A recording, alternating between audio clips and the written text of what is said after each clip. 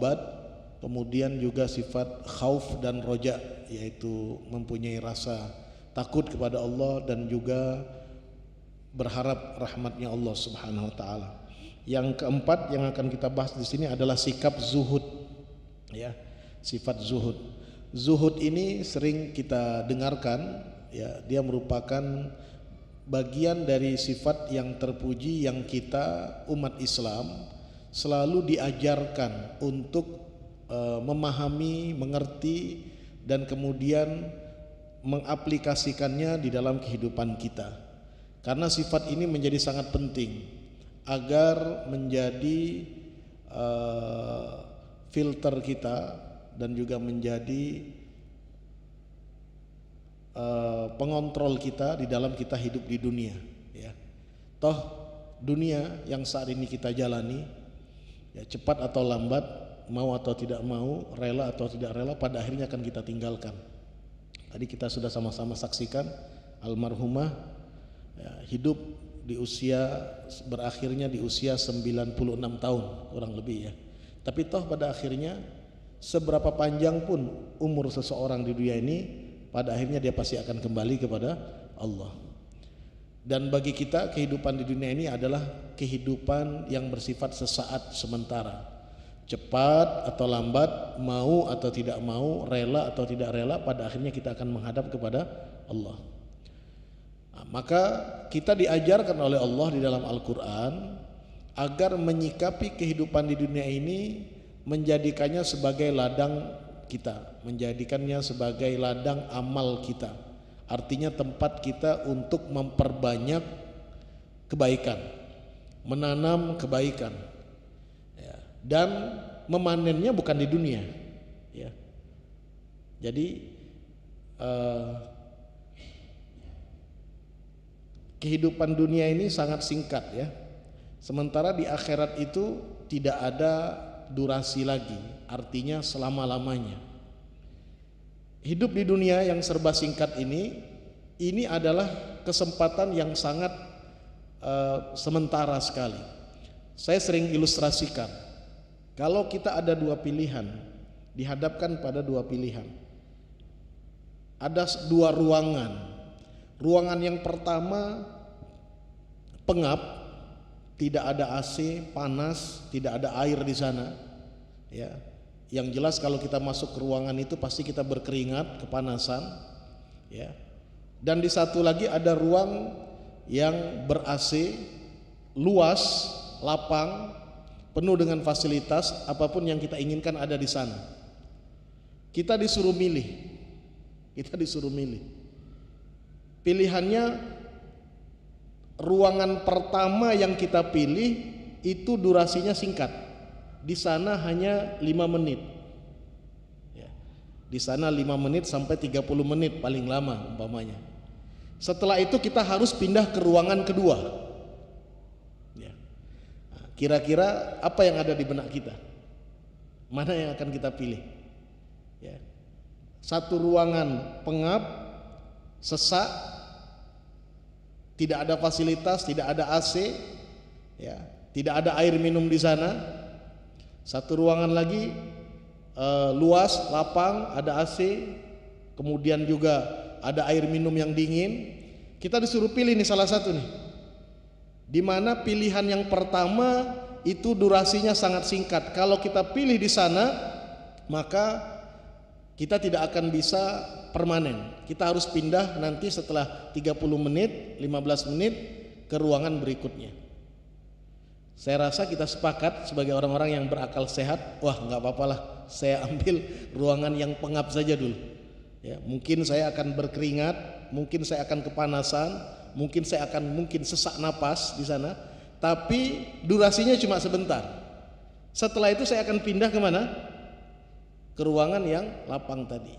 Ya. Ini saya rasa semua orang kalau ditanya yang berakal sehat seperti itu. Nggak apa-apa susah. Apalagi sudah dipertontonkan ini loh, ini ruangannya yang pertama, ini ruangan kedua. Kita diperlihatkan, kita diberikan informasi. Ya. Ada orang yang memang mendesain ruangan itu dan cerita kepada kita. Ya, inilah bentuk ruangannya. maka kita pasti akan pilih ruangan yang pertama. Nggak apa-apa susah, nggak apa-apa berkeringat, nggak apa-apa pengap, toh cuma sebentar. Setelah itu kita akan pindah ke ruangan berikutnya. Tapi kalau orang yang kepengen instan, yang depan matowe dulu, ya. Nah, itu sudah ada minuman, itu ruangannya lapang, ya. Yang ruangan berikutnya kedua itu urusan belakang, ya.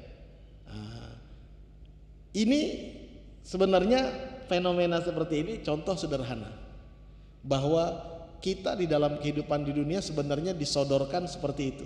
Ayat-ayat Al-Quran telah memberikan informasi kepada kita. Nabi memberikan informasi kepada kita, dilanjutkan oleh para ulama. Hidup di dunia itu tempat adalah tempat ujian, darul bala, darus sabar, tempat kita menerima pelbagai macam ujian, kesulitan, kepenatan, ya. Kalaupun ada kesenangan bersifat sesaat, nggak lama. Begitu juga sebaliknya, kesusahan pun juga tidak lama. Durasinya, ya, mungkin 30 tahun, mungkin 60 tahun. Almarhumah tadi dapat 96 tahun. Mungkin ada yang sampai 100 tahun, toh pada akhirnya harus pindah. Kita harus tinggalkan ini dunia. Pindah kemana? Pindah pertama kali ke terminal akhir dunia, yaitu alam barzah, yang juga merupakan terminal pertama masuk ke negeri akhirat. Jadi alam barzah, kubur itu transit. Di tempat transit ini saja kita nggak tahu berapa lama. Bahkan mungkin lebih lama dari masa kita hidup di dunia. Kita bayangkan nenek moyang kita ada yang sudah ratusan tahun di alam kubur itu, di alam barzah itu. Bapak kita mungkin ada yang sudah 30 tahun, 40 tahun, 50 tahun. Bahkan ada orang yang lebih panjang durasinya di alam barzah daripada hidupnya di dunia. Itu baru alam barzah. Nanti akan ada yang namanya alam akhirat. Di alam akhirat melalui proses persidangan, ya, di mana di proses persidangan tersebut menanti tibanya mahkamah akhirat itu dilaksanakan, itu sekian lamanya luar biasa. Sampai-sampai orang-orang kafir yang selama di dunia hidup mengingkari Allah, hidup menentang Allah, tidak taat kepada aturan Allah, itu saking gelisahnya menjelang dilaksanakannya mahkamah, mereka saking gelisahnya, ya, saking tidak nyamannya, mereka kemudian berteriak, pindahkan kami dari situasi ini, meskipun harus ke neraka jahanam. Karena tidak ada di benak mereka surga lagi sudah. Karena mereka tahu tidak ada tempat lagi buat mereka di sana kecuali neraka jahanam.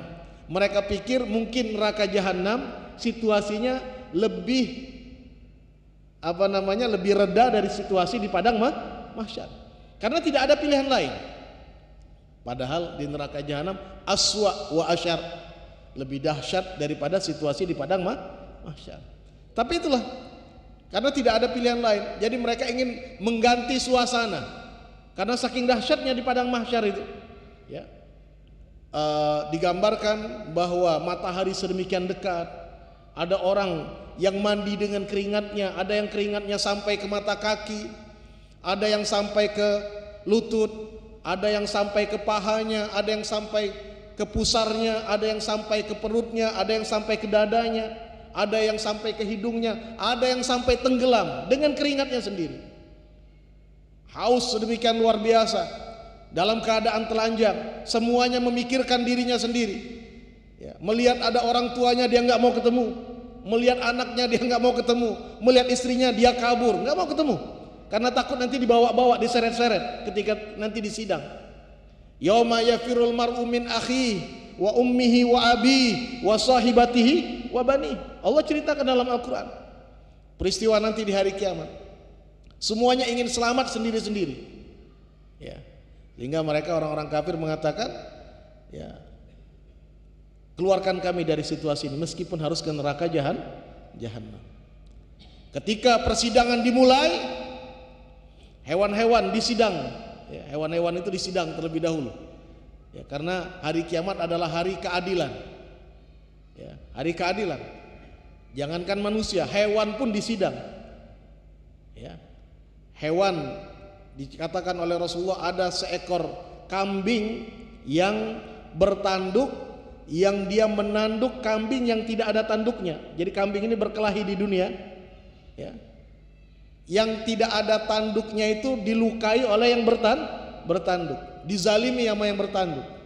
Maka di hari kiamat yang tidak bertanduk itu ditumbuhkan tanduk oleh Allah dan disuruh balas itu, ya, disuruh membalas. Ini kata Rasul sallallahu alaihi wasallam. Setelah selesai persidangan itu, Allah kemudian mengatakan kunu turaba. Kalian binatang, hewan-hewan semuanya jadilah tanah. Seketika itu juga mereka menjadi tanah, debu yang kemudian berterbangan. Nggak ada yang ke neraka, nggak ada yang ke surga, ya, kecuali hewan-hewan tertentu. Kalau kita baca seperti anjingnya Ashabul Kahfi, ontanya Nabi Soleh, nah itu tuh masuk surga, ada di surga tuh. Kemudian pepohonan juga ada batang kurma yang pernah dipeluk oleh Nabi, kemudian minta supaya dia jadi pepohonan di surga, dipenuhi oleh Nabi, ya. Nah, selebihnya nggak ada. Semuanya hewan-hewan itu menjadi tanah. Fenomena ini ketika dilihat oleh orang kafir, oleh orang yang ingkar kepada Allah di dunia, ya, bergidik mereka, gemetar mereka. Seraya mengatakan ya laitani kuntu turaba, alangkah enaknya kalau aku jadi tanah seperti hewan itu. Subhanallah. Ini orang-orang kafir yang selama di dunia dengan powernya, dengan kekuasaannya berlaku zalim, dengan jabatannya, dengan hartanya semena-mena, petantang petenteng, menganggap dia yang paling hebat, menganggap dia yang paling kuasa, menganggap dia bisa segala-galanya, dia bisa selesaikan dengan hartanya. Tapi ternyata kualitasnya tidak lebih baik dari hewan ternak. Kenapa? Karena toh nanti di hari kiamat dia berharap bisa jadi seperti hewan ternak, ya, gayanya saja hidup di dunia, gaya manusia yang seolah paling hebat, tetapi kualitas dirinya tidak ubahnya sama seperti hewan ternak. Kenapa? Ketika di hari kiamat melihat hewan ternak dijadikan oleh Allah jadi tanah, ya laitani kuntu turaba, alangkah enaknya kalau saya juga jadi tanah, sama seperti kambing itu, sama seperti sapi itu. Ini realita yang akan kita hadapi ke depan di dalam kehidupan dunia ini. Maka turun para nabi, turun para rasul, ada kitab suci, dilanjutkan oleh para ulama dari generasi ke generasi sampai detik ini, sampai saat ini, mengingatkan kita ke semuanya supaya apa? Hidup di dunia ini hendaknya bersabar, hidup di dunia ini hendaknya mempersiapkan diri, hidup di dunia ini jangan melampaui batas, hidup di dunia ini jangan lupa daratan, kita pasti akan kembali kepada Allah. Maka Rasul sallallahu alaihi wasallam mengatakan walal akhiratu khairul, Allah berfirman kepada Nabi Muhammad, walal akhiratu khairul laka minal ula, sungguh kehidupan di negeri akhirat itu lebih baik daripada kehidupan di dunia. Maka ketika kita baca ayat-ayat ini dan kita sadari eksistensi kita hidup di dunia, sejatinya apa yang kemudian menjadi tujuan hidup kita, maka disitulah akan tumbuh rasa zuhud. Jadi rasa zuhud itu artinya adalah ketika kita paham dan mengerti, ya, ke arah mana kita hidup ke dunia ini. Jadi dengan sendirinya dia akan mengeliminir, menyingkirkan sifat rakus, menyingkirkan sifat tamak, menyingkirkan sifat cinta dunia yang berlebih-lebihan. Itulah yang disebut dengan sifat zuhud. Zuhud itu lawannya tamak. Jadi kalau zuhud itu bersikap hidup sederhana, hidup qanaah, hidup sesuai dengan apa yang diperintahkan oleh Allah. Bukan berarti tidak boleh bekerja, bukan berarti tidak usah cari nafkah, silakan, nggak ada masalah. Tapi dengan adanya sifat zuhud, dia bisa pilah-pilah mana yang harus saya cari, mana yang harus saya hindari. Tidak artinya semua yang dicari kemudian menghalalkan segala cara. Oh enggak. Ya, hati yang sudah punya sifat zuhud, ya, menjadi hati yang kemudian melihat bahwa dunia ini hanya bersifat sementara, bukan tujuan utama, bukan tujuan akhir. Ya. Bahwa kita sebagai kepala rumah tangga, sebagai seorang ayah, sebagai seorang suami, punya tanggungan, anak, istri, dan kita harus bekerja mencari nafkah. Iya, ini kewajiban kita. Rasulullah SAW mengatakan, thalabul halal faridatun ala kulli muslim. Cari rezeki yang halal itu wajib. Ya, karena kita akan nafkahi anak istri kita. Nggak boleh kita nafkahi mereka dengan rezeki yang haram, berdosa kita. Ya.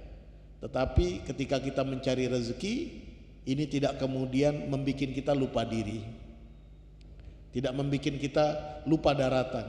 Lupa diri kita ini adalah hamba Allah. Diri kita ini adalah Abdullah. Diri kita ini adalah orang yang harus mengabdikan diri kepada Allah. Maka Allah ingatkan. Kenapa kemudian sehari semalam itu ada sholat 5 waktu untuk mengingatkan kita, hayya alas sholah, hayya alal falah, supaya kita ingat, karena kita ini manusia cepat sekali lupa. Ya. Kadang-kadang mulai bangun tidur itu sudah tidak ingat lagi kita ini bakal balik. Yang kita pikirkan mulai dari bangun tidur, apa pekerjaan hari ini, apa yang harus saya selesaikan, saya harus temui siapa, pekerjaan apa. Ini sudah ada di benak kita. Sehingga urusan dunia itu kadang-kadang tidak cukup melibatkan fisik, tapi juga sampai harus menguras energi, menguras pikiran. Maka kita diingatkan. Saya sering sampaikan kepada para jamaah, ya, sholat itu adalah bentuk kasih sayang Allah kepada kita, supaya kita ingat. Jangan dianggap sebagai beban. Kalau dianggap sebagai beban, beratlah kita. Tapi kalau itu sebagai reminder, sebagai sebuah cara kasih sayang Allah untuk ingatkan kita, ringan kita, senang kita.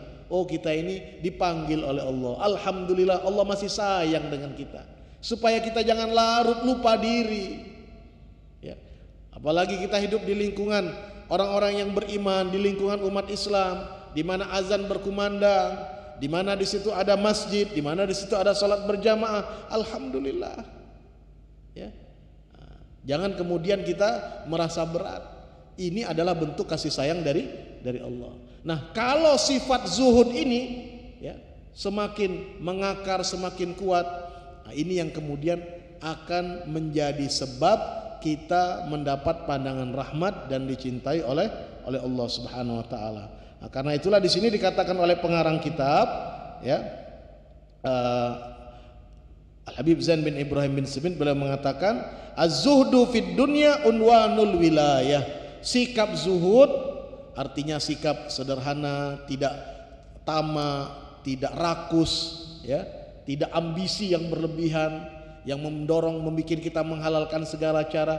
Sikap yang iktisad, sikap yang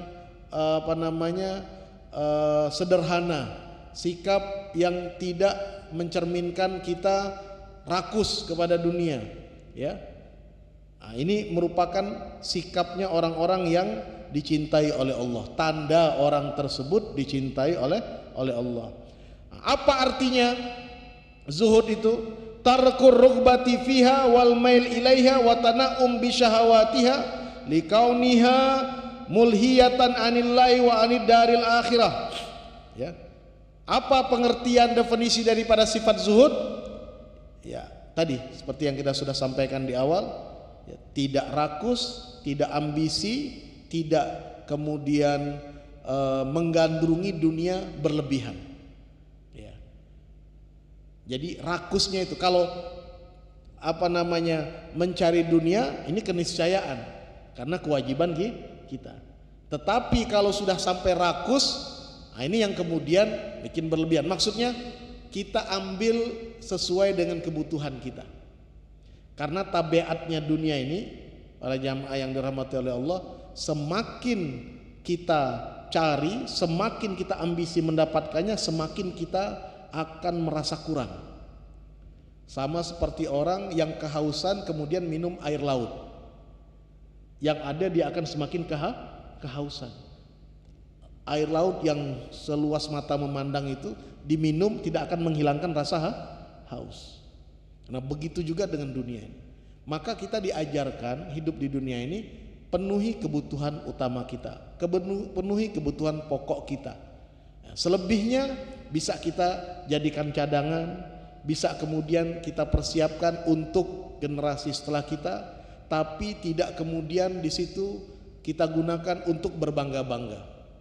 Tidak kemudian kita jadikan sebagai alat untuk menekan orang, untuk menzalimi orang, atau menghambur-hamburkannya kepada hal-hal yang tidak disukai oleh Allah.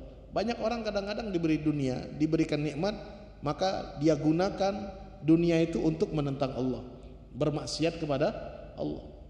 Nah ini sudah bertentangan daripada sifat zuhud. Ya, Rasulullah SAW menyatakan dalam hadisnya, ya, laukana libni Adam, ya, wadiyan minadz zahab, andai kata manusia ini punya satu lembah isinya emas semua, pasti dia masih menginginkan, berambisi untuk punya satu lembah lagi isinya emas juga. Dapat pengen lagi, dan tidak akan pernah merasa puas. Sampai kapan? Sampai kalau mulutnya sudah disempal dengan tanah, baru dia berhenti. Itu tabiat manusia.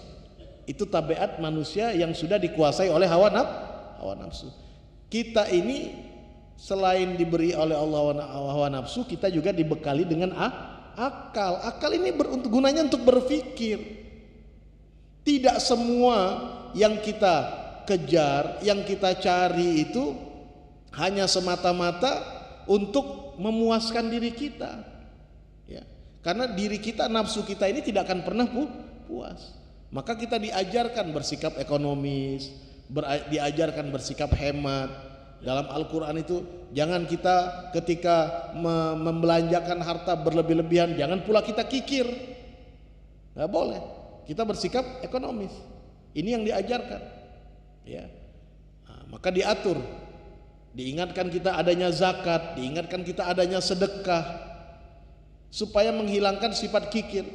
Nah, karena banyak orang kadang-kadang dia dikuasai oleh harta, ya. Sehingga seperti yang difirmankan oleh Allah dalam Al-Quran, alhaakumut takatsur hatta zurtumul maqabir. Kalian dilalaikan oleh berbangga-bangga dengan memperbanyak harta. Jadi mencari hartanya tujuannya untuk berbangga-bangga, bukan lagi untuk mencukupi kebutuhan. Kalau untuk mencukupi kebutuhan ini kewajiban, nggak apa-apa. Kita kerja, kita cari nafkah, silakan. Karena kita punya tanggungan, itu kewajiban kita. Bahkan Rasulullah SAW mengatakan, satu suap yang engkau berikan kepada istrimu, kepada anakmu, itu dinilai sedekah, ibadah, karena itu kebutuhan, ya. Tapi kalau sudah bentuknya berlebih-lebihan, bentuknya berbangga-banggaan, bentuknya menghambur-hamburkan, bentuknya justru dipakai untuk berbuat maksiat, nah ini yang bahaya. Ini berarti dia sudah tidak lagi mengerti dan paham tujuan daripada kehidupan di dunia. Hanya karena untuk satu transaksi, hanya karena untuk mengejar satu nominal dan lain sebagainya, seruan Allah hayya 'alas shalah hayya 'alal falah diabaikan. Nah, ini sudah tanda nih. Jadi kita sebenarnya sederhana saja. Kalau mau mengukur hati kita ini ada sifat zuhudnya atau tidak, bisa direm atau tidak, setiap kali kita diingatkan dengan azan itu gimana hati kita? Sambut atau tidak itu seruan Allah? Ya. Kalau kita apalagi di hari Jumat nih. Hari Jumat itu ukurannya tuh, ya, hari Jumat itu.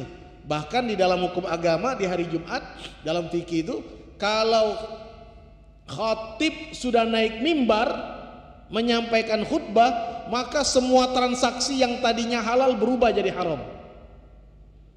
Kalau tetap kita transaksi kemudian menghasilkan uang tersebut kita belikan makanan, memang uang kita, transaksi kita. Tapi karena kita lakukan di saat khatib sedang naik mimbar, berubah hukumnya jadi haram. Kalau kita makan, makannya makan haram. Kita berikan ke anak istri, jadi makanan yang haram.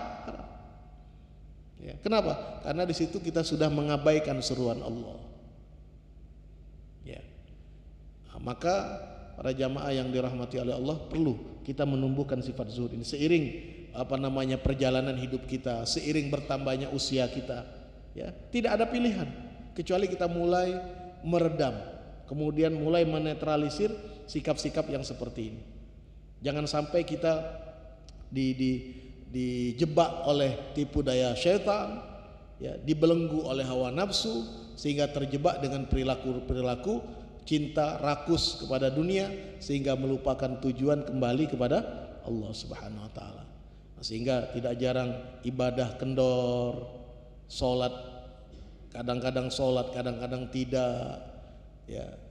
Kemudian baca Al-Quran diabaikan, hubungan silaturahim putus karena hanya urusan uang, urusan harta, pertemanan kadang-kadang juga menjadi kaku, menjadi musuh hanya karena silang pendapat di dalam urusan duniawi. Nah, yang seperti ini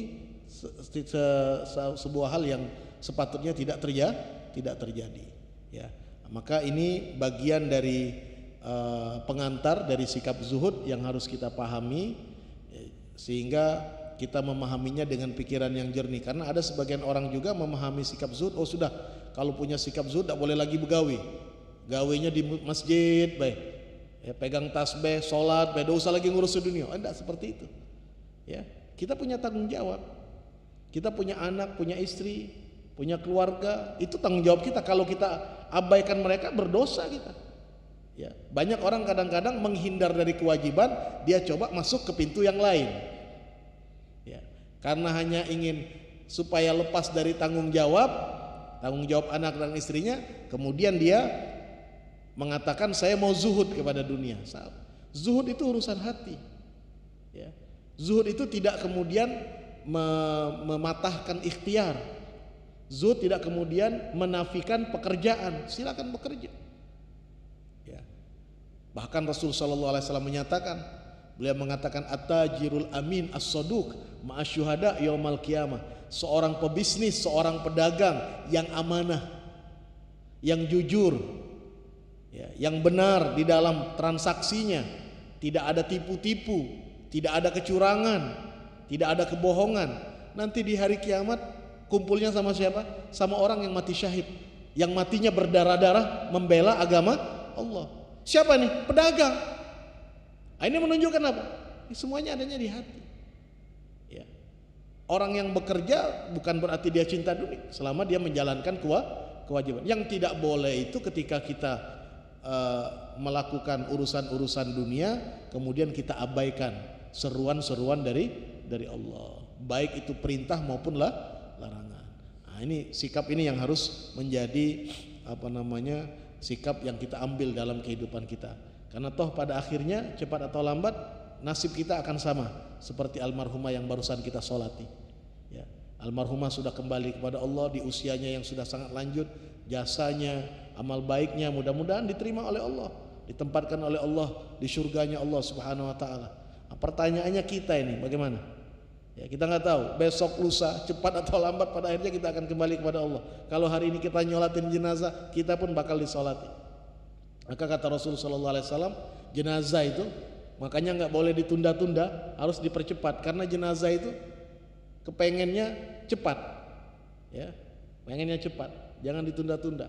Apalagi jenazahnya orang-orang yang mukminah, orang-orang yang soleh, orang-orang yang soleh. Karena dipersiapkan di alam kuburnya kenikmatan yang tiada taranya, kalah kenikmatan dunia. Karena itu mereka ingin cepat-cepat. Ya. Nah, tapi sebaliknya orang-orang yang munafik, orang-orang yang ahli maksiat, wah itu ketakutan itu. Ketika dia meninggal dia udah mulai ketakutan. Mau dibawa kemana saya?